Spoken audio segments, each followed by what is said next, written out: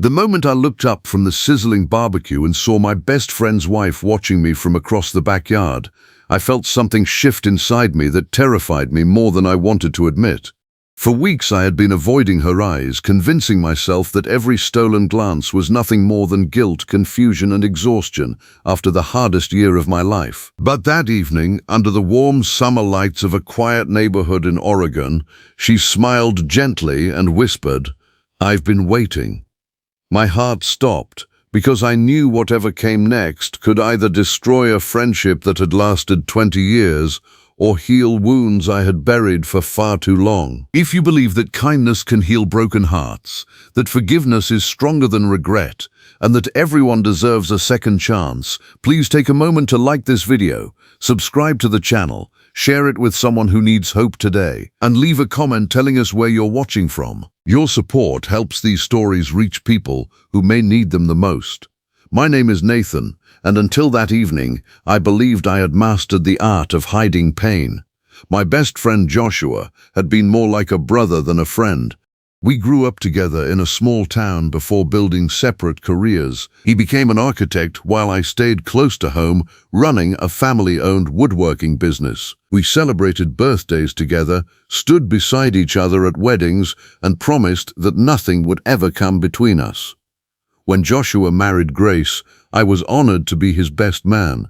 She had a gentle heart, endless patience, and a quiet way of making everyone around her feel valued. She never sought attention, yet somehow became the center of every room simply by caring about people. Everything changed 18 months before that barbecue when a devastating highway accident took Joshua's parents within weeks of each other. He tried to stay strong, but grief slowly swallowed the cheerful man I had always known. Grace carried the weight of their home with remarkable courage, while Joshua worked longer hours, trying to outrun the emptiness inside him. I watched helplessly as my closest friend became someone who barely smiled anymore. Then my own world collapsed.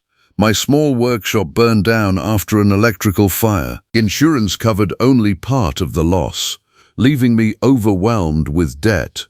Overnight, the business my father had built disappeared into smoke. I withdrew from everyone, embarrassed to admit I needed help. I stopped answering calls, ignored invitations, and convinced myself that isolation was easier than admitting failure. The only people who refused to give up on me were Joshua and Grace. Every Sunday they brought homemade meals without making me feel like a charity case. Joshua quietly hired me to build custom furniture for several of his projects, never mentioning that he could have found someone cheaper. Grace would leave handwritten notes inside the delivery boxes, reminding me that seasons of hardship never last forever. Those simple acts of kindness became lifelines, though I never told either of them how much they meant. Months later, Joshua received an opportunity to oversee a large community center project in another state. The assignment required weeks of travel. Before leaving, he asked if I could occasionally check on Grace because she disliked staying alone in their large house. I agreed without hesitation, believing it was simply another favor between lifelong friends. During those visits, I discovered the quiet burden Grace had been carrying.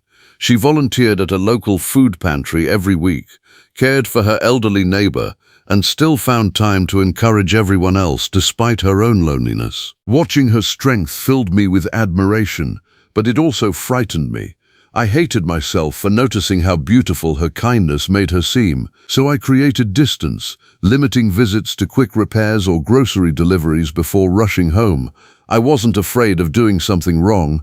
I was afraid of feeling something I believed I had no right to feel. That was why I couldn't stop looking at her during the neighborhood barbecue. I was trying to understand my own heart while reminding myself that loyalty mattered more than emotion.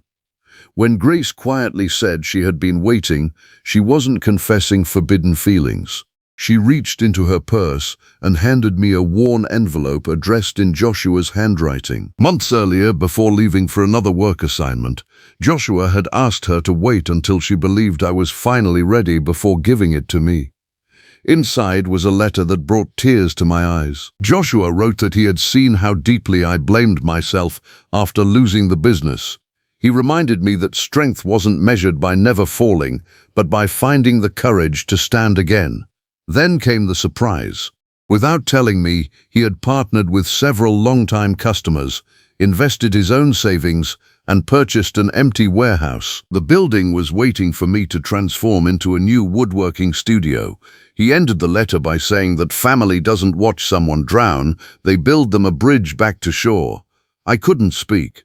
Grace smiled through tears because she had been waiting for the right moment, the moment hope finally seemed stronger than my shame. A month later, Joshua returned home to find dozens of neighbors helping paint the new workshop.